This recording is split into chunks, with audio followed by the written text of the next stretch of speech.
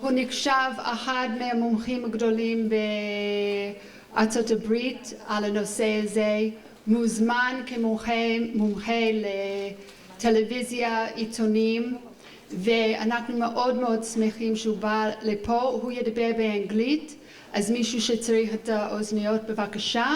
איפה מקבלים אוזניות? שמישהו יכול להביא אוזניות לפה בבקשה. ואני מזמינה עכשיו את דוקטור הווארד מרקמן.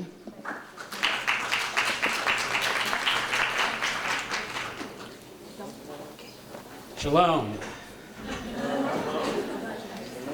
That's about the extent I will be talking in Hebrew, except Todah for coming, and where's Susan? I just wanted to say something. Susan is so passionate about extending marriage education here in Israel, and I am honored to be a small part of Susan's passion and vision, and I hope that all of you will join with Susan in supporting her in her efforts in honor of her parents in helping the couples of Israel in many different ways. So let's give Susan a giant big hand.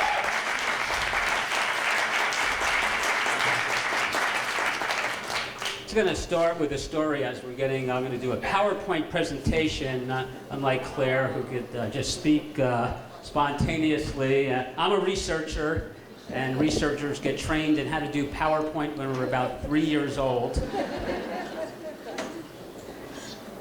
I, too, want to just mention my parents very briefly. My dad passed away in October.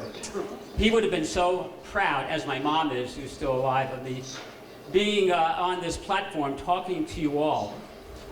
My dad would always say, Howie, why do you only work with Christians? Aren't there Jewish people who are interested in your work? And Dad, yes there are. They're sitting right here.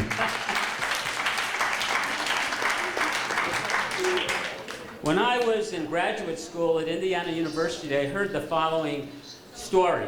Not a true story, I don't think, but it could have been. A rabbi was doing marriage counseling, and a couple and his assistant taking notes. So the woman told her side of the story, and the rabbi listened carefully, a great listener. You know the story? Everybody probably knows the story in the room, but I'll tell it anyway. And the rabbi said, you're right. So the husband tells his side of the story, and the rabbi listens very carefully and says, you're right.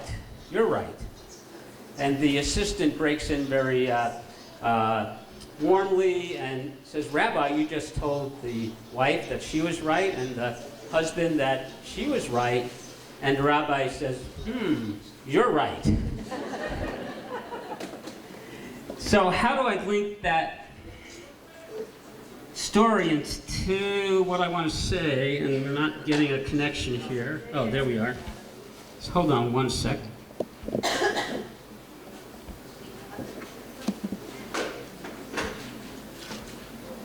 Okay, great, that's up there. There are many right ways to help couples. Marriage education is one. It's probably the one, for numerous reasons, that's most based on research and science, in part because when people practice marriage education, they follow a manual that has been tested widely, in many cases, with many different types of couples and individuals. And the leaders are generally not therapists. Sometimes they're therapists, but they're generally lay people, generally clergy, generally teachers, generally marriage educators, which is a field. I don't know if is it a field in a certified field. It is. There's a family life educator field in the United States where sometimes people practice marriage education. So I just want to give a thanks to note that science is a team sport. I have many colleagues over the 30 years or so I've been doing research. I just want to particularly note Scott Stanley, Dr. Scott Stanley. We're an amazing team. He's a conservative Christian, and I'm a fairly liberal Jew, and we get along very, very well. And I also want to thank, our research has been supported for over 30 years by the National Institute of Health, the National Institute of Child Health Development, the Administration for Children, Youth, and Family. Very important to note that the research on couples and marriage education has been supported by the government because of its health implication. I'll just say very briefly, I could give a whole talk on the implications of, Claire alluded to, of marital health, healthy and safe marriages on the well-being of citizens in the community. Dramatic. Healthy marriage is associated with all sorts of positive outcomes, destructive conflict, divorce, aggression, with risk. People die younger when they're in an unhealthy relationship, as again Claire was alluding to. And the U.S. Army. I'll present one study from the Army, and the military in the United States has recognized that when you have a healthy soldier and a healthy marriage, that soldier helps win our nation's wars. So the military recognizes that marriage matters. In the United States, maybe here in Israel, you have to tell me, marriage is under attack. I could talk all day on some of the data, but just look at these data over time. In 1930, at the beginning of the Depression, 84% of US households were composed of married couples, and most of them with kids. In 1990, it dropped to 56%, and by 2005, under 50% and dropping.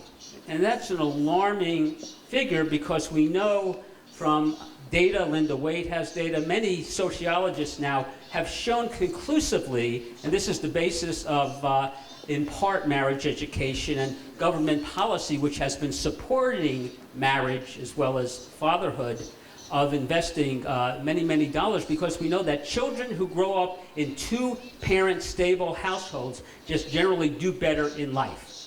It really is part of the social policy of the United States when it comes to families and in other countries. Nevertheless, interestingly, respect for marriage, you ask people, do you want to be married and happily married over a lifetime? Way over 90% of our young people say yes.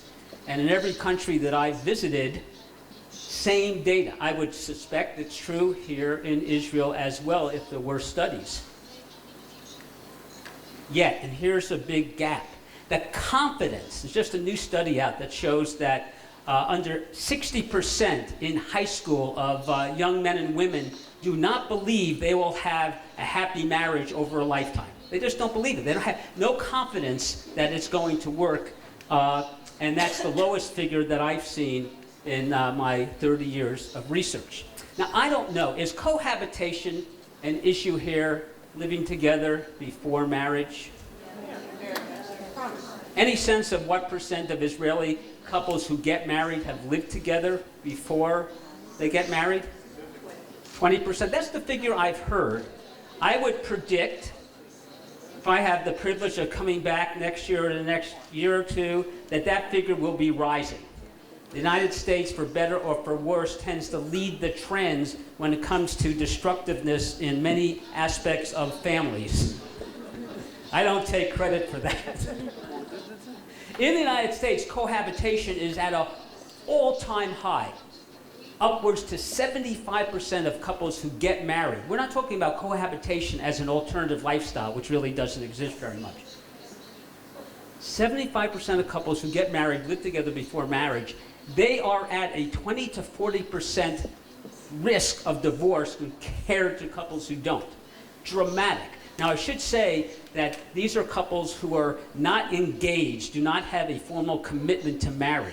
It's people who are, for example, testing the relationship, testing their relationship.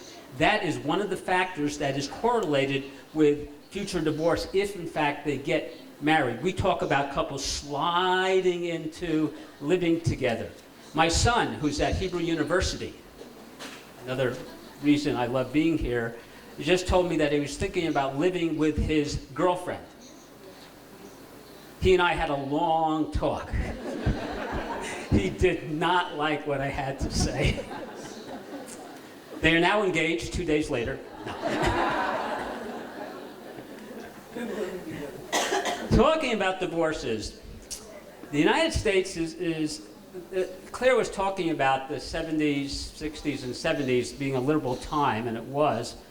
The divorce rate dramatically exploded for many, many different reasons, peaking in about 83, and in fact it's been slowly declining to the lowest points it's been in a very long time. And the marriage education field does not take full credit for that decline. No, that's a joke. Yeah. I'm sorry. Not because less people married today. Less people. Is it because less? Yes, yeah, in part. That's great, great point. That if I took out the slide in deference to time on marriage rate. Marriage rates are going down. That's part of the story. Marriage rates, by the way, are going down somewhat in Israel, but the divorce rate is going up. And I had a hard time finding the data on the divorce rate. The way divorce is given internationally is number of divorces per 1,000 in the population. So you get figures like 3.0 over 1,000, 5.3 over 1,000. Just a metric for comparing.